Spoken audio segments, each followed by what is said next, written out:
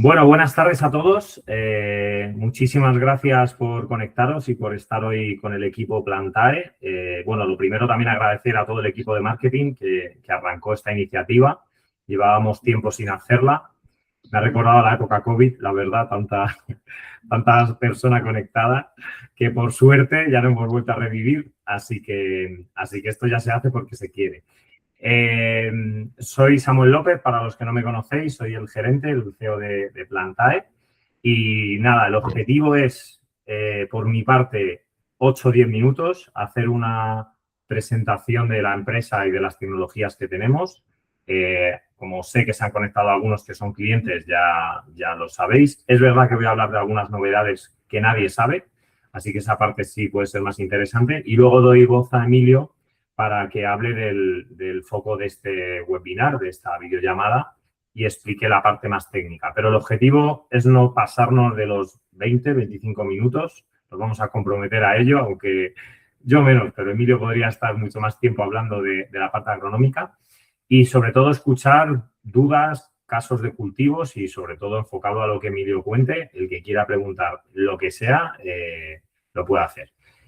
Bueno, voy a empezar, ya os digo, en 10 minutos contándoos un poco la empresa. Nosotros somos Plantae, llevamos ya 10 años, estamos ubicados en Villaviciosa Odón, en Madrid, desde hace 10 años aproximadamente.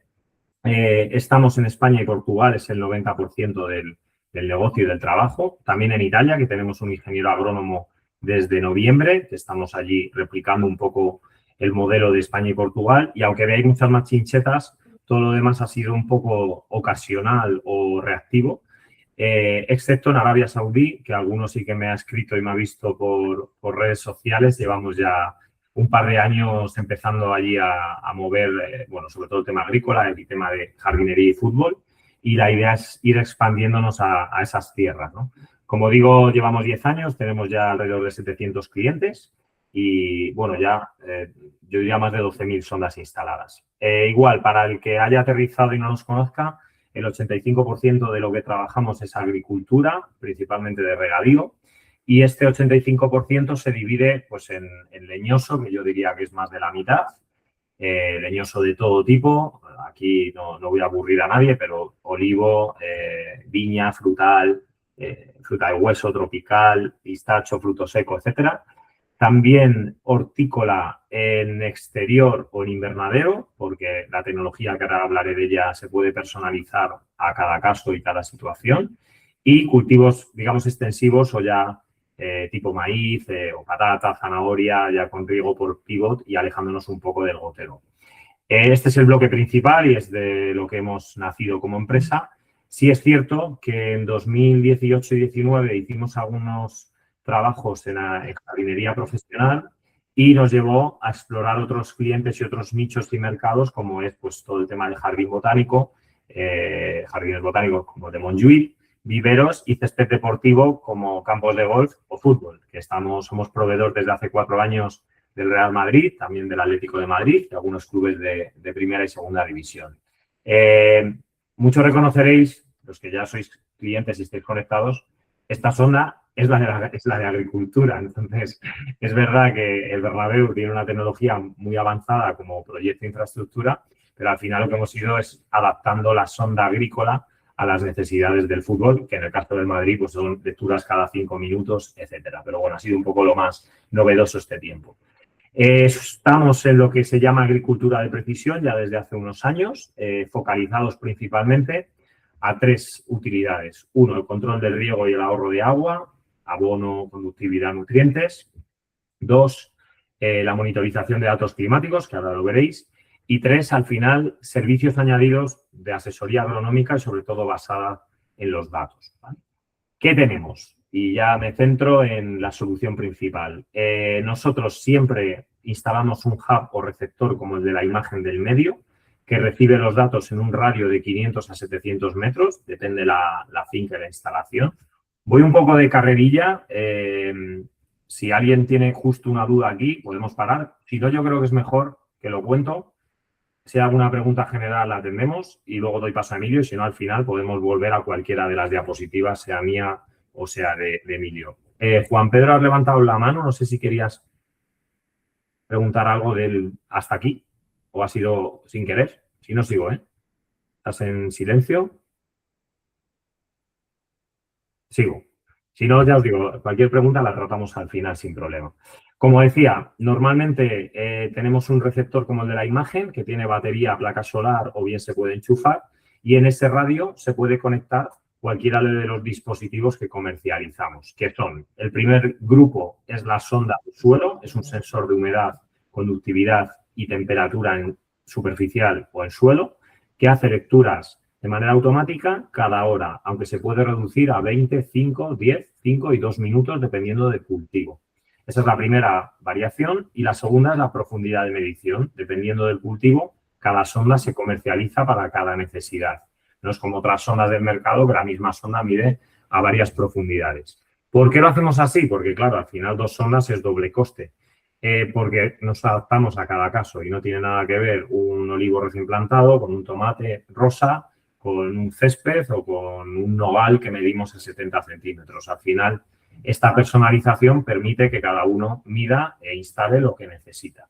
Las sondas, como digo, toman datos en tiempo real. Si me centro en la humedad, lo que hacemos es, dependiendo de las zonas del cliente o sectores de riego, marcamos los límites de lo que luego hablará luego Emilio y no me quiero enrollar, y monitorizamos en tiempo real la humedad de la tierra. Por lo tanto, podemos tomar decisiones sobre gestiones de riego en función de la humedad del suelo. A lo que se suma también la conductividad del suelo y la temperatura superficial en la cajita, ¿vale? Por último, y algunas sondas, y esto a lo mejor es novedad para alguien, medimos también la temperatura del suelo con una cuarta sonda, un cuarto sensor añadido que se puede personalizar. Este producto es el principal de la compañía, empezamos de cero creándolo, nos hacen muchas preguntas de cómo medimos, se hace una diferencia del potencial del suelo y estamos entre los TDR y CDR, no somos ni uno ni otro, ¿no? El proyecto empezó viendo las sondas que había en el mercado, encontramos cosas a mejorar de otras tecnologías, pues como el tema inalámbrico, la personalización, la capacidad de adaptar el producto a cada cliente y el precio, que luego lo podemos tratar al final también si queréis, que la sonda cuesta 150 euros, es bastante competitivo a la hora de instalar muchos equipos. Producto 1, sonda de suelo. Producto 2, caudalímetro, que mide el gotero en tiempo real, el riego por el gotero, litro al árbol, metro cúbico hectárea, etcétera. Este sería como el producto completo. Y luego lo que hacemos también es digitalizar caudalímetros de sector, sea comercializando el caudalímetro entero o tenéis el proveedor de riego de confianza, compráis el caudalímetro y con un contador de pulsos lo digitalizamos. Esto da una información muy interesante a la hora de mezclar los datos de riego en tiempo real o acumulados con la sonda de humedad, ¿no? Todo al final se ve en estas pantallas o pantallazos que hay de gráficos, es lo que luego nuestra plataforma a la que se accede por ordenador y móvil en tiempo real. Y el último bloque es la estación meteorológica, que es modulable también. Aquí ya no creamos nada, digamos que integramos de Davis y de los proveedores mundialmente conocidos, pero hemos adaptado la solución también para que cada uno instale lo que quiera, desde pluviómetro para lluvia, humedad relativa y temperatura de ambiente, principalmente para medir además horas frío integral térmica, punto de rocío, humectación en hoja y DPV. Y esto está abriendo un camino que luego comentaré al final. Anemómetro para velocidad y dirección del viento y sensor de radiación. Lo que he dicho, una vez en planta tienes el receptor, instalas todos los equipos que quieras, ¿vale? Tenemos luego un par de productos que menciono muy por encima, que es una sonda para medir en compost, en estiércol. Tenemos ciertos clientes que se hacen sus pilas y es una sonda preparada para medir a 60-70 grados. Y un sensor de partículas que mide en medio acuoso. Esto lo hemos instalado o bien para controlar la conductividad en un medio acuoso, como he dicho, o bien para fincas de arrozal o otro tipo de mediciones, ¿vale? Para terminar, ¿cuántas sondas hacen falta? Que es una pregunta que siempre nos hacen en todos los sitios, sea en ferias, sea un cliente por teléfono o en un webinar. Decimos siempre que depende. Depende del cultivo, depende del tipo de suelo, depende de los sectores de riego y de la topografía. Nosotros aquí, que un poco también el mensaje en el webinar era lanzar que abiertos el martes que viene hemos dejado una franja, Emilio y yo, para tener videollamada con quien tenga interés, atenderle media hora y entender su finca, porque hacemos normalmente un estudio del número de sondas que hacen falta y entendemos cada caso. Como he dicho, no tiene nada que ver un invernadero de media hectárea o una hectárea con un cliente con 7.000 hectáreas de olivo superintensivo. Cada uno es un discurso y una planificación, ¿no? Y estas son un poco las variables. Y por último, que ya termino con esto, sí que quería anunciar que estamos trabajando, bueno, como digo, llevamos 10 años, creo que es una de las empresas que más cacharros hemos pinchado en el campo en la historia de la agricultura de precisión y estamos trabajando en varias cosas nuevas para el año que viene que queríamos anunciar aquí. El primero es, como ya manejamos alrededor de 180 200 estaciones meteorológicas y un montón de datos de temperatura, pues al final estamos empezando a implementar modelos de predicción de plagas y enfermedades. Hemos empezado por el olivar un poco por demanda y por bibliografía. Esto lo puede comentar Emilio al final si tenéis más interés. ¿Y por qué? Bueno, porque está todo en los libros. Al final es aplicar los cálculos y los algoritmos que están ya escritos a la tecnología que mide en tiempo real, ¿no? E intentar, bueno, ha sido algo que nos han pedido los clientes de, oye, ya que tengo esto, ya que veo el bicho, vamos a trabajar sobre ello, ¿no? Y esto otras empresas lo llevan haciendo más años, nosotros es un servicio añadido. Segundo bloque, nuevos dispositivos. Estamos trabajando para lanzar en 2027 un sensor de presión. También nos lo ha pedido bastante gente y bastantes clientes porque es más económico que el caudalímetro y te permite controlar la presión en los goteros. Estamos evolucionando el receptor y la sonda a nuevas tecnologías de comunicación. Hasta ahora, nosotros el hub enviaba con una tarjeta SIM con 2G GPRS, pero estamos empezando a implementar 4G, 5G NB-IoT porque hay otros países donde ya el 2G no está permitido. El dendrómetro es un producto que estamos todavía en I+D, pero hay un cliente que quiere muchos y nos ha animado a explorarlo. Y, como no, que también es otra pregunta habitual, Plantae, ¿cuándo manejaréis el riego? Esto lo llevamos escuchando muchos años y estamos ya viendo con quién nos podemos integrar o, si no, ofrecer una solución de electroválvulas para el año que viene. Por último, ya termino, está muy de moda la inteligencia artificial, se escucha en todos los lados. Yo, como veis, ni la he mencionado, pero evidentemente está ahí. Es una herramienta que ya llevamos trabajando un año. Sobre todo ha sido en modelos de predicción de riego y de alertas en olivo y en tomate. Y la idea es seguir trabajando estos módulos para ofrecer más datos, ¿vale? Así que nada, yo termino con esto. Creo que ahora lo suyo es que Emilio hable de la parte técnica y el objetivo del webinar. Yo solo quería dedicar 10 minutos a presentar la empresa y las tecnologías. Y luego, si queréis tratar cualquier duda o volver a la presentación, encantado de resolverla y de abrir el micro a quien tenga preguntas. No sé si hay alguna duda hasta aquí rápida y si no, yo creo que lo potente del webinar es Emilio, no yo. Así que ya me callo.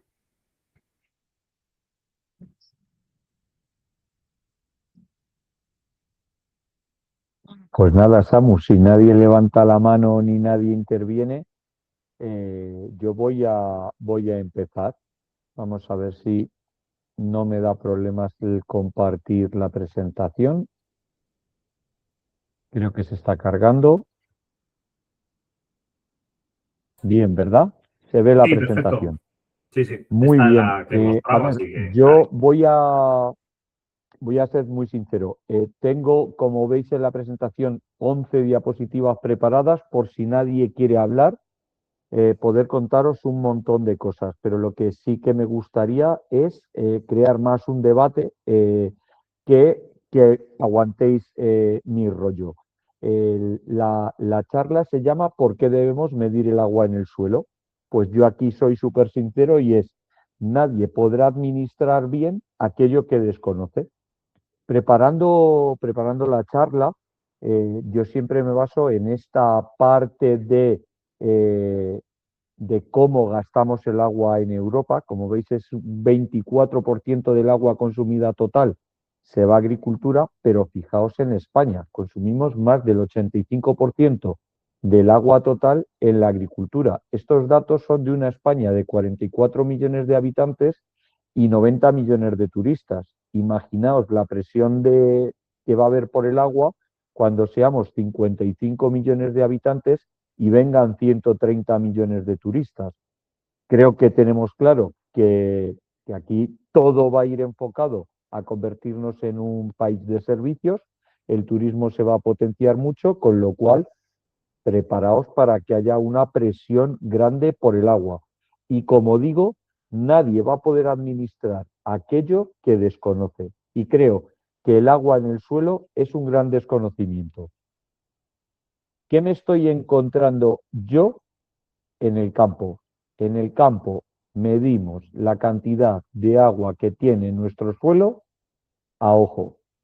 Me puedo encontrar estamos haciendo una obra de una instalación de riego y en la misma zanja entran 4 personas y tenemos desde el que la considera que la zanja está seca hasta el que cree que aquello es un charco.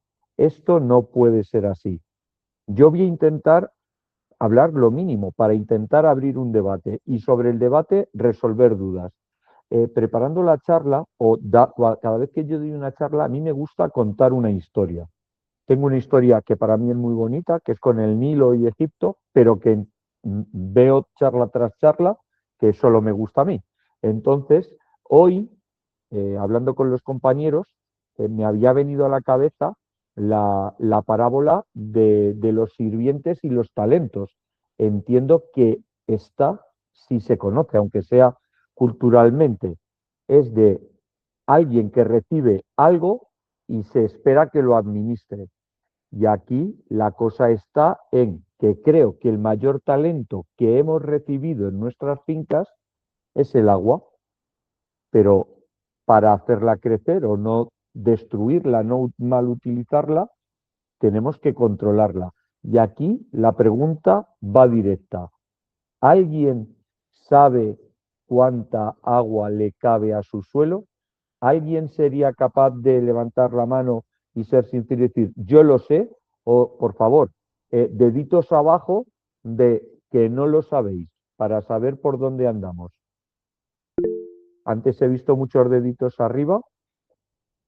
Creo que hay una pregunta. No, son manos. Lo que no sé es, vale, deditos abajo. Entiendo que no sabemos ese dato. Pues voy a contar la historia para que ganemos tiempo mientras yo estoy aquí contando una parábola. Y si alguien tuviera una analítica de suelo por ahí a mano que pueda consultar, cuando yo acabe con la parábola, le voy a pedir que me muestre esos datos o que me los cante, nos servirá igual. Y sobre eso yo construyo un ejemplo. Que no os animéis a eso, no os preocupéis, yo tengo ejemplos preparados y haremos un ejemplo neutro. Pues la parábola de los talentos empezaría con unos sirvientes que reciben, bueno, 3 sirvientes reciben uno 5 talentos de plata, otro 2 talentos y otro uno. Y el amo de ese dinero se va a ir y les dice que lo tienen que gestionar. El que recibe 5, el hombre se pone ahí como loco a invertir. El que tiene 2 los mete como en un banco, vamos a llamarlo así simplificadamente, y otro los entierra. Vuelve el dueño de la casa, le pregunta a sus sirvientes, ¿qué tal todo? ¿Qué habéis hecho con lo que os di? El de 5 dice, va, yo los he invertido y te he conseguido 5 más. Joder, qué bien. El de 2 dice, va, yo los metí en un banco y los 2 los he convertido en uno más. Joder, qué bien. El que le dieron uno dice, yo los enterré porque me dio miedo perderlos. Pues luego ya entra la coletilla de que parece ser que en esta parábola Jesucristo lo que quería es que viéramos que es importante administrar aquellos que se nos da. Por eso yo os pregunto, ¿alguien quiere aprender a administrar aquello que se nos ha dado? ¿Alguien se anima a darnos una analítica o trabajamos con un ejemplo? Con que se levante y se pida el turno, lo del dedito entiendo que un ejemplo. Pues nada, vamos a empezar a trabajar con el ejemplo. ¿Qué tenemos? Para no estar trabajando a ojo, ¿qué necesitamos? Necesitamos datos, porque ¿qué estamos haciendo ahora? Lo que la gente quiere es regar, abonar, embasurar y la coletilla me la ahorro porque es la broma. Nosotros necesitamos conocer para saber. Si sé, no creo y entonces no tengo dudas, puedo decidir. ¿Qué nos hace falta conocer de nuestro suelo? Para conocer las características de nuestro suelo, deberíamos conocer su textura, es decir, su contenido en arena, limo, arcilla, y, si es posible, que nos dieran contenido en materia orgánica y salinidad. Gracias a esos datos vamos a poder trabajar con las fórmulas de densidad del suelo y tendremos valores de humedad gravimétrica o de humedad volumétrica. Yo ahora esto os lo voy a expandir. ¿Qué tenemos aquí? Cuando yo conozco los datos de cuánta agua le cabe a mi suelo, empiezo a poder hacer cosas como la que han ocurrido en esta finca. Aquí vemos unos riegos que eran capaces de humedecer la zona de 20 centímetros, como veis en azul, y no nos llegaba nada de agua a 40. ¿Qué ocurre? Llega un momento en el que aplicamos 2 riegos seguidos, como veis el segundo se hace antes de que se haya consumido el agua que se aplica en el riego, y como hemos aplicado un riego antes de consumir toda el agua que le cabía 20, nos llegó cierta cantidad de agua a la zona de 40. Esto se puede planificar con conocimiento. Avanzamos. Para conocer cuánta agua le cabe a mi suelo, necesito una herramienta. Como veis, de hecho ahora dejaré de presentar lo que es la presentación de PowerPoint y os vamos a hacer un ejemplo real. Lo que está claro es que hay ciencia suficiente detrás de todo lo que nosotros decimos, no solo en el cálculo de cuánta agua le cabe al suelo, sino, como veis, en cuánta fuerza de succión tiene que hacer el cultivo aprovechando el agua que hay en el suelo. Como veis, tendríamos gráficas para terrenos sin sales, solo la línea verde, potencial mátrico, solo por textura del suelo. Podríamos tener gráficas para suelos con texturas y sales, que sería potencial mátrico más osmótico, y además podemos calcular el emisor como tiene que ser. Como veis, hay información, hay bibliografía, hay estudios que pueden avalar todo. Voy a pasar a dejar de compartir esta gráfica para mostraros una segunda. Y ya sobre esto construimos un ejemplo.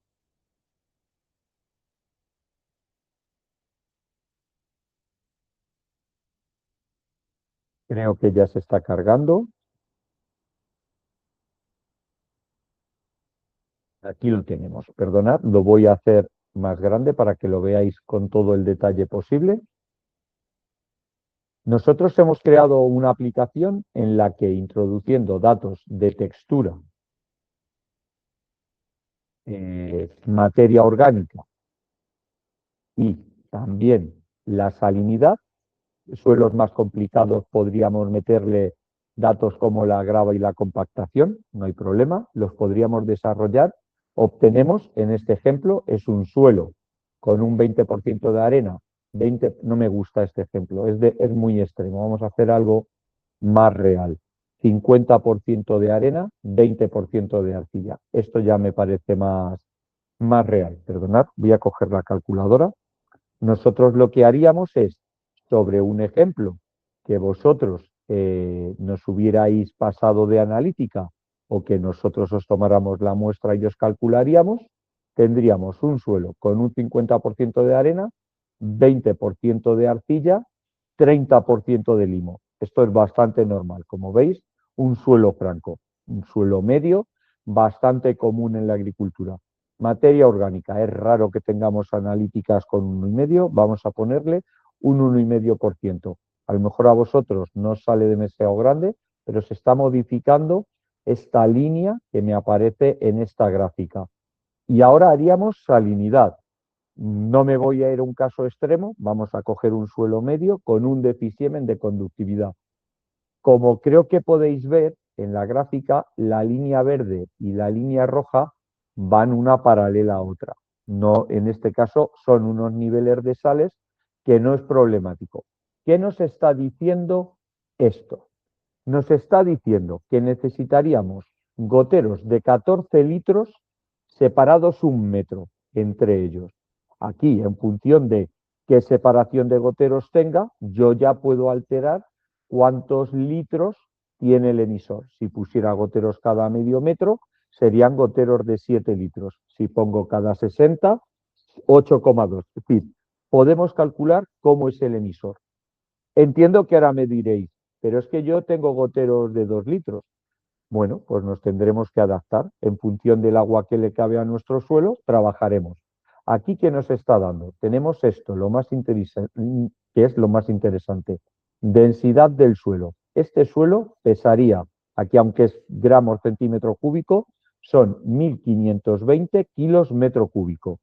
Yo ahora, viendo las gráficas o lo que estamos midiendo, normalmente nosotros medimos en leñosos hasta 40 centímetros. En vez de en un metro cúbico, serían 0,4 metros cúbicos.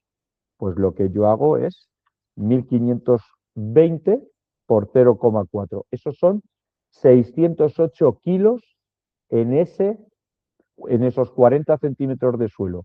Y como veis, aquí este suelo nos está dando que alcanzaría su capacidad de campo en el 24% y el punto de marchitez en el 13%. Es decir, hay un 11% de agua útil.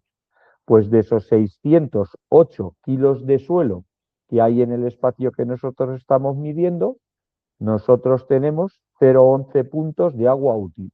Esos son 67 litros de agua que caben en un metro cuadrado y 40 centímetros de profundidad.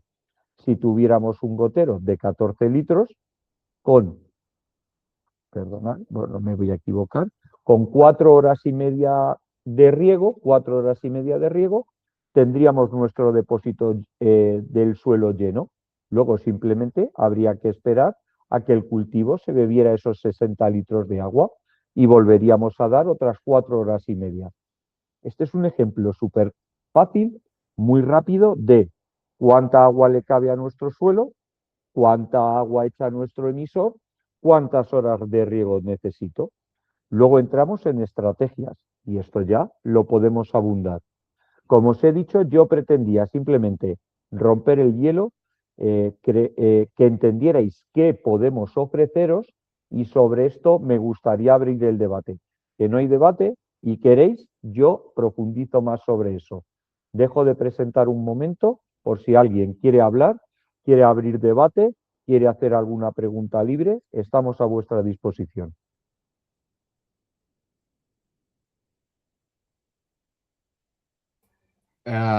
Hola, ¿qué tal? Muchas gracias, Emilio. ¿Me escuchas? Te escucho perfectamente, Alfonso, gracias. Gracias, gracias. Me gustaría hacerte una consulta con respecto bueno, este algoritmo que habéis creado, ¿no? Ah, eh, ¿Sería necesario entonces para particularizar el riego en nuestros campos, ¿no? O en nuestro estudio que tenemos? eh, Habría que meter los datos o sea, tendríamos que pasar unos datos de textura de materia orgánica y salinidad de lo que tendríamos para ajustar los puntos de capacidad de agua, ¿no?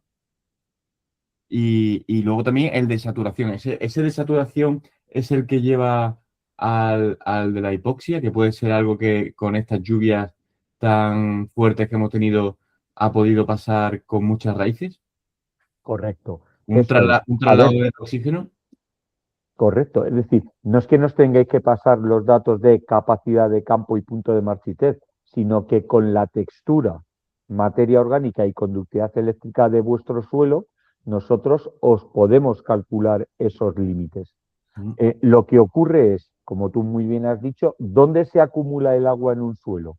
El agua en un suelo se acumula en los poros de ese suelo. Por eso nos interesa mucho tener el dato de la densidad, porque la densidad nos va a dar información sobre esos poros. ¿Qué ocurre cuando nosotros recargamos en exceso el suelo? Lo mismo que los poros del suelo acumulan agua, cuando no tienen agua, acumulan oxígeno. En el poro siempre va a haber algo, o agua o oxígeno. Si yo lleno todos los poros con agua, he superado el límite de acumulación de agua del suelo, las raíces van a estar incómodas porque no pueden respirar. Si una raíz no puede respirar, es como cuando no hay agua y no puede beber. los síntomas son los mismos. La planta amarillea, la planta baja hoja, es decir, el conocer los límites es muy importante por eso, tanto si estoy regando como si no, porque podríamos detectar exceso de agua durante un periodo prolongado después de una lluvia y eso a lo mejor nos llevaría a tener que tomar alguna decisión.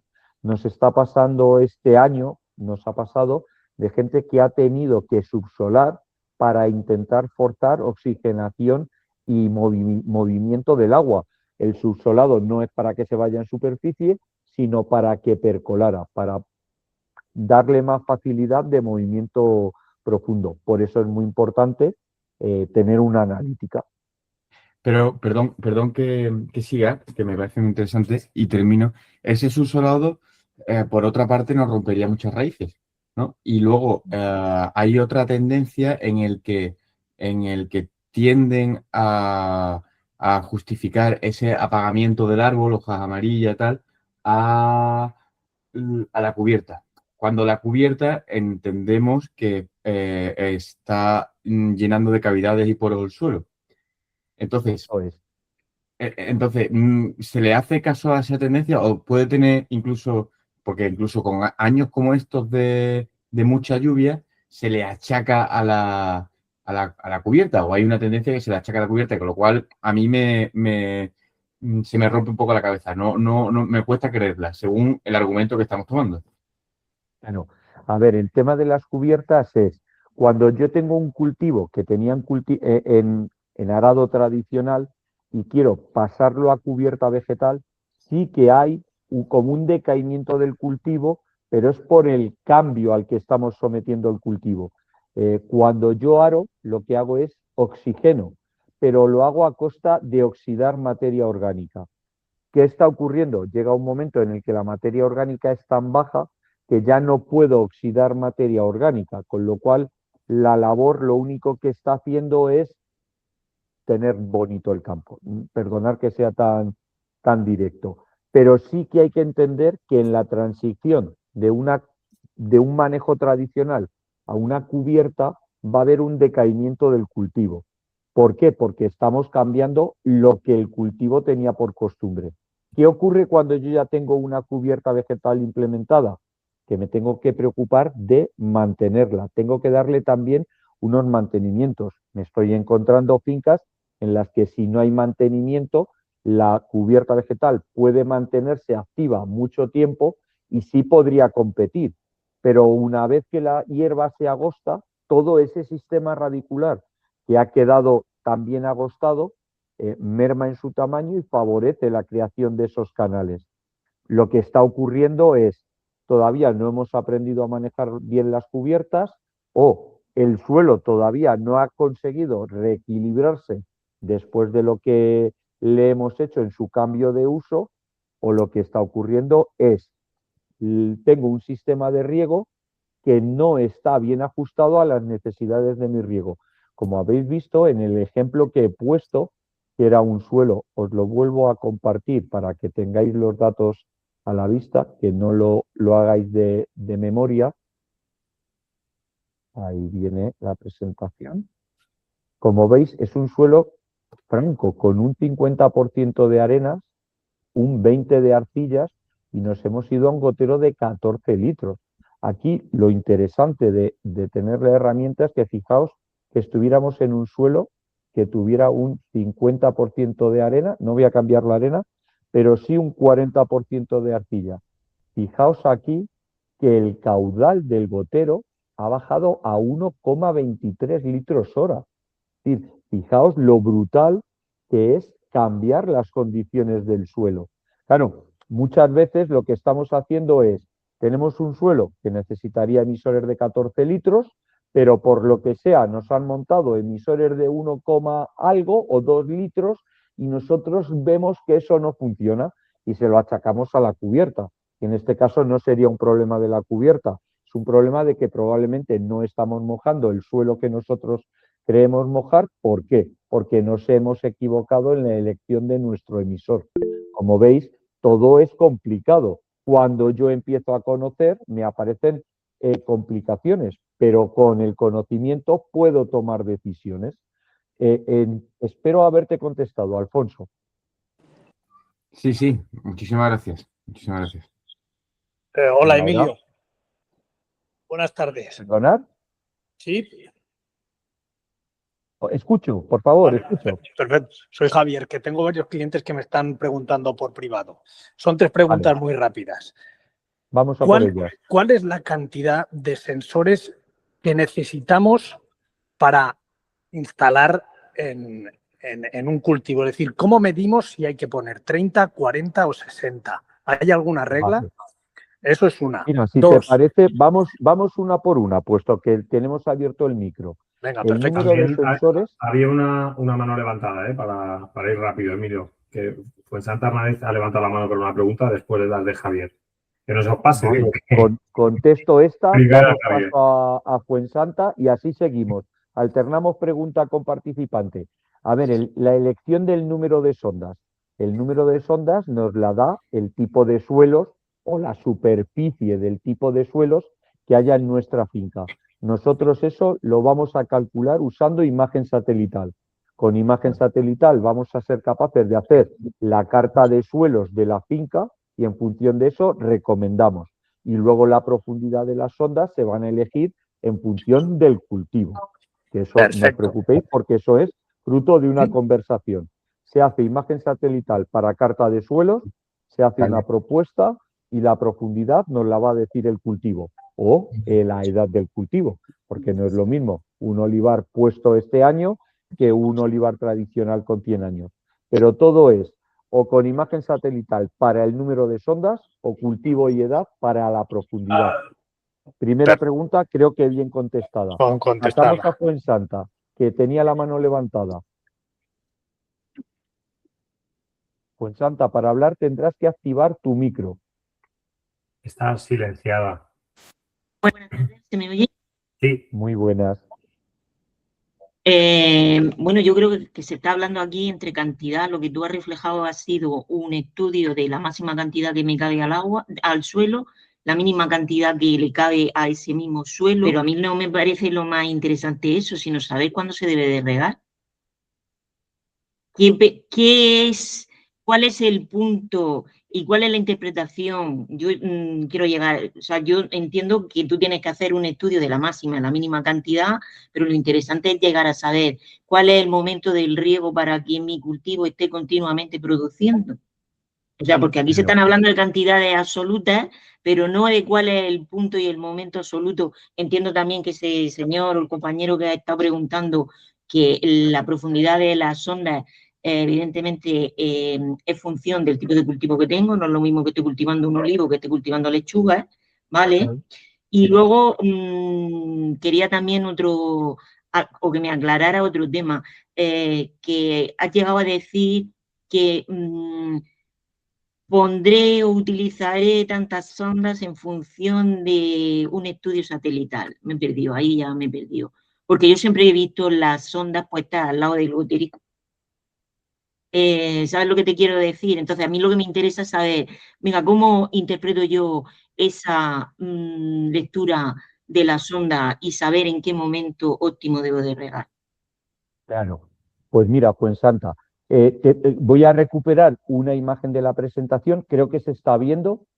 Como veis, cuando nosotros instalamos en una finca sondas, lo que se hace es, en función de todos los datos que os he contado, ponemos 2 límites en la parcela o en la gráfica que se está viendo. Uno sería límite de capacidad de campo, para que sea un límite que no debemos superar por arriba, y el límite inferior, que no vamos a usar el de punto de marchitez, sino el de un esfuerzo que haga la planta para que no merme su capacidad de crecimiento. Y lo que os vamos a recomendar es que vuestra gráfica esté siempre entre ambos límites.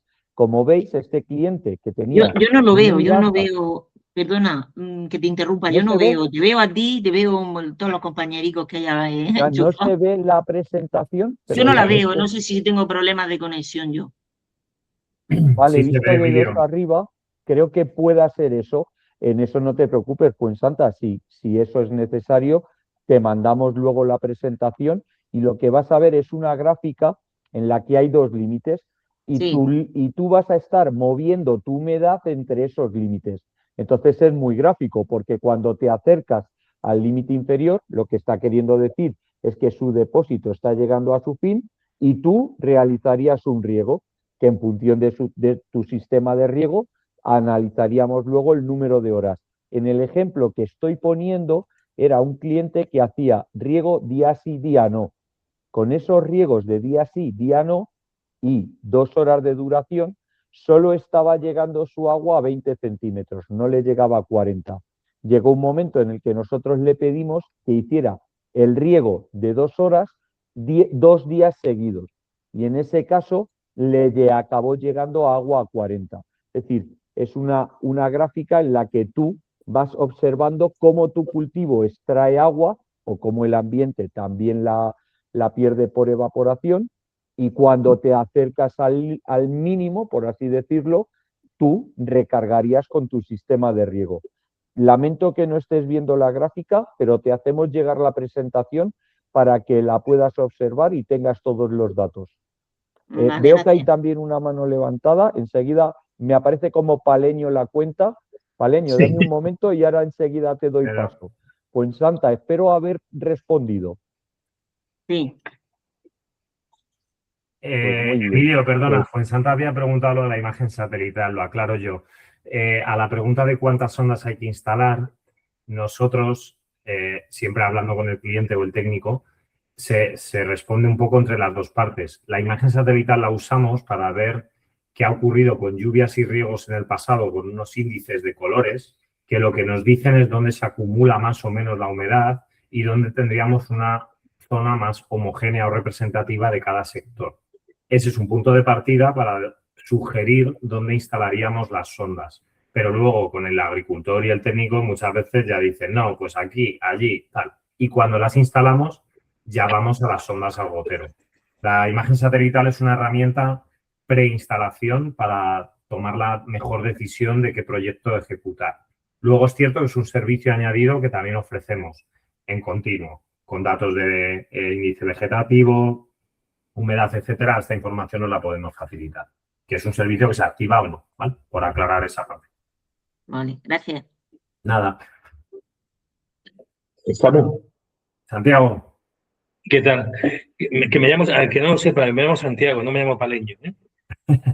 no, lo de Paleño es que aparece como un nombre debajo Muy bien, de con la que en has la imagen. entrado. Perdona, Santiago, yo no te conocía personalmente, por eso daba por hecho que podía ser tu apellido.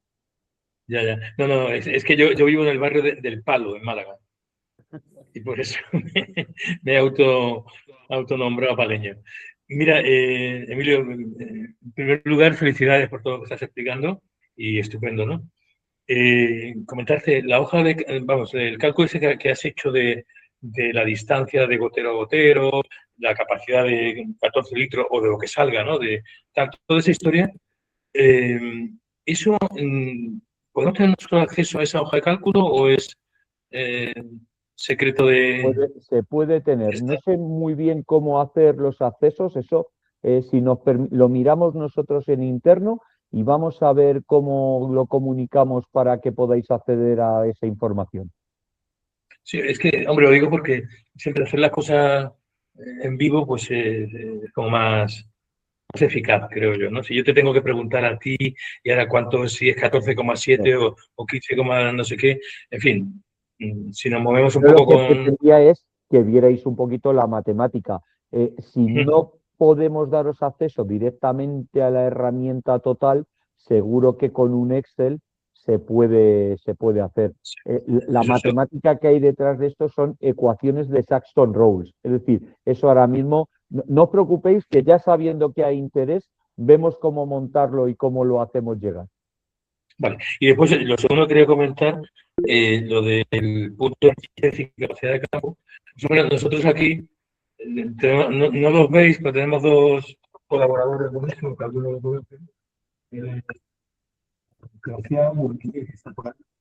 Muy buenas. Entonces, hemos conseguido, que lo sepáis, disminuir aproximadamente un 30% de consumo de agua simplemente estando en esos límites y regando más veces al día, pero en pequeñas cantidades. Entonces, por árbol, nosotros tenemos aguacate, como saben, estábamos en 120 litros al día hace un mes. Y ahora, con más calor y tal, estamos en 80 litros al día, por árbol. Eso significa que hemos bajado un 30%, algo así, ¿no? El consumo de agua. Y eso da mucha moral, la verdad, las cosas como son, ¿no? Porque no es el ahorro de agua, es el ahorro de agua, de electricidad, de mano de obra y de todo, ¿no? Así que eso, felicidades por lo que os corresponde. Santiago, seguro que los oyentes alguno está diciendo, ¿y tendrá el mismo aguacate con esta reducción? Bueno, hombre, pues sí. Hago pregunta de oyente casi, ¿eh? No, quiero decir que entendemos que has mantenido tus índices de producción, calidad, cultivo y todo. Hombre, claro, no han bajado un 30%, todo lo contrario. Vale. O sea que en fin, que ha sido muy positiva la experiencia. Ya te digo, resumen, regamos más veces al día, regamos 3 veces al día, pero con riegos más cortos y siempre buscando eso, estar en la zona entre el punto de marchitez y la capacidad de campo, ¿no?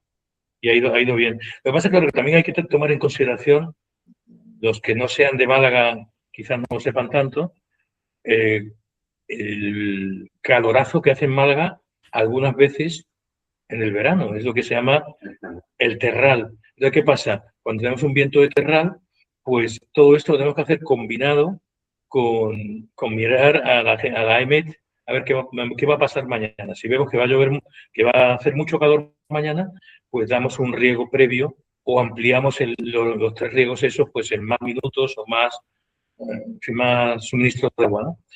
Si no hacemos eso, con el terral hay posibilidades de que nos carguemos la arboleda, pero sin darnos cuenta, ¿eh? Esto es así, ¿eh? Mira, Santiago, aquí es que empezamos a abrir ventanas que nos están ocurriendo. Una cosa es medir el agua que hay en el suelo y luego cómo son las condiciones agroambientales que hacen que el árbol pueda abrir o no sus estomas. Claro, tú haces referencia al terral, que es un viento que va a tener unas condiciones específicas de humedad relativa que se van a juntar con las de temperatura ambiente. Y entonces lo que puede ocurrir es que vosotros hacéis algo de control ambiental con vuestro sistema de riego. Eso es otra parte muy interesante que se abre a manejo. Volvemos a lo mismo. Cuantas más cosas conocemos, vosotros tenéis ya una fuente de datos agroambientales que sabéis manejar y vais teniendo capas de información que vais superponiendo y os va a ir haciendo manejar mejor vuestra finca. Sí, básicamente es eso.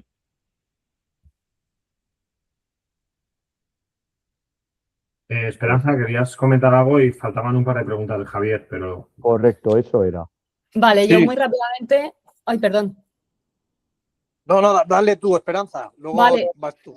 Una cuestión de organización que como al final el enlace es abierto y es posible que haya personas que se hayan conectado sin haber dejado su correo electrónico para poder facilitaros lo que está comentando Emilio, la presentación, acceso a poder hacer vuestros cálculos, necesitamos asegurarnos de tener vuestro correo. Entonces, por aquí hay un chat que podéis, pues si lo manejáis, podéis dejar escrito el correo electrónico.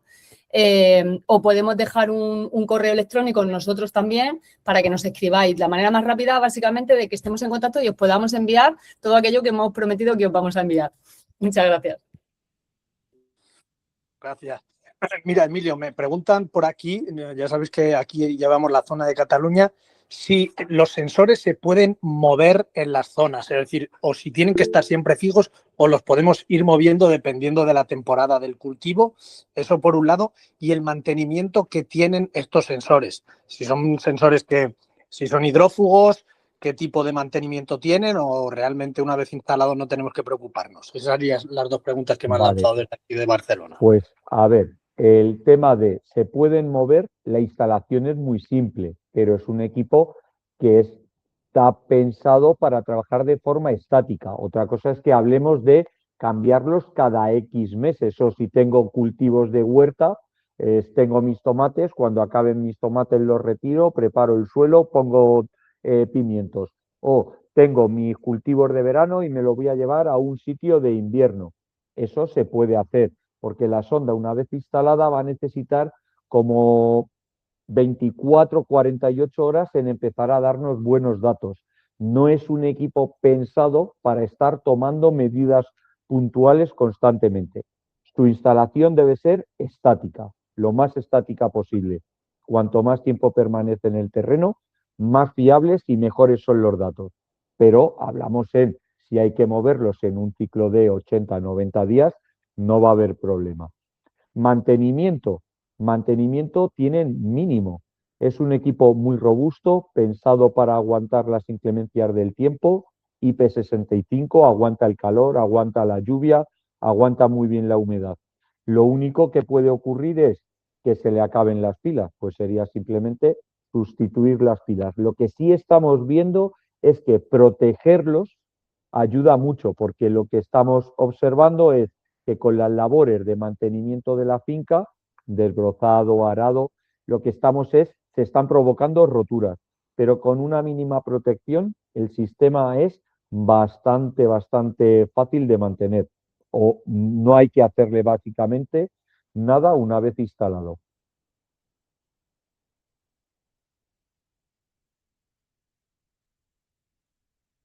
Gracias, Emilio. Un placer. Creo que había por ahí una mano levantada de Juan Pedro Martínez.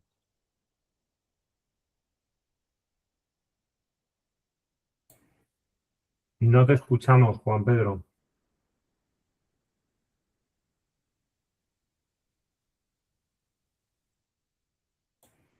Y no está silenciado. A lo mejor tienes algún problema con el micro. Si no se puede hacer por audio, se utiliza el chat, Juan Pedro, Sí, y nos pones por el chat la duda. ahí abajo a la derecha un bocadillo como de texto. Y ahí se puede escribir, donde están los correos de algunos participantes.